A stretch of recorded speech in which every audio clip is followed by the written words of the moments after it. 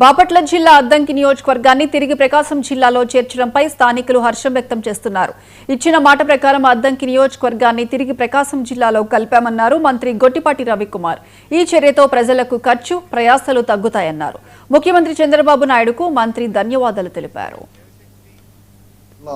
అదేవిధంగా కాన్స్టిట్యున్సీల్లో కొన్ని చోట్ల పునర్విభజన జరిగింది. గత ప్రభుత్వం చేసిన తప్పుదలన్నింటినీ కూడా సరిదిద్దుతూ ఎలక్షన్ ముందు ఏదైతే ముఖ్యమంత్రి గారు అట్లానే లోకేష్ గారు హామీ ఇచ్చారో ఆ దశగా ఈ ప్రభుత్వం పనిచేసుకుంటూ నిన్న క్యాబినెట్లో పూర్తి అవటం జరిగింది. అదే ముఖ్యంగా అద్దంకి వచ్చేసరికి గతంలో బాపట్ల ఉండేది, చాలా దూరం ప్రయాణం చేయాల్సి వస్తుంది, ప్రజలకు ఇబ్బంది పడుతున్నారు. పాదయాత్రలో లోకేష్ బాబు గారు ఇచ్చిన హామీ ప్రకారం నిన్న జరిగిన క్యాబినెట్లో మమ్మల్ని ప్రకాశం జిల్లాలో అద్దంకిని అదేవిధంగా కందుకూరిని రెండింటిని కూడా ప్రకాశం జిల్లాలో కలపడం జరిగింది.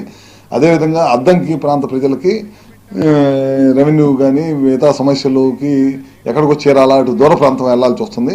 అందుకని మాకు రెవెన్యూ డివిజన్ కూడా రావడం జరిగింది. ఈ రెండింటికి ఇచ్చినందుకు, ప్రకాశం జిల్లాలో కలిపినందుకు, అదేవిధంగా అద్దంకి ప్రజల్లో ఆకాంక్ష ఎప్పటి నుంచి అడుగుతా ఉన్నాం, 2012 నుంచి అడుగుతా ఉన్నాం రెవెన్యూ డివిజన్ కావాలని. అది కూడా నెరవేర్చినందుకు ముఖ్యమంత్రి గారికి, అదేవిధంగా ఆ రోజు హామీని లోకేష్ గారు పాదయాత్ర చేస్తా హామీని ముఖ్యమంత్రి గారు దాన్ని ఇచ్చినందుకు, అదేవిధంగా కమిటీకి సత్యప్రసాద్ గారికి, రెవెన్యూ మినిస్టర్ గారికి, మిగతా కమిటీ సభ్యులందరికీ కూడా, జీఓఎం కమిటీ సభ్యులందరూ కూడా మా అద్దంకి నియోజకవర్గ ప్రజల తరఫున అభినందన తెలియజేసుకుంటూ జిల్లా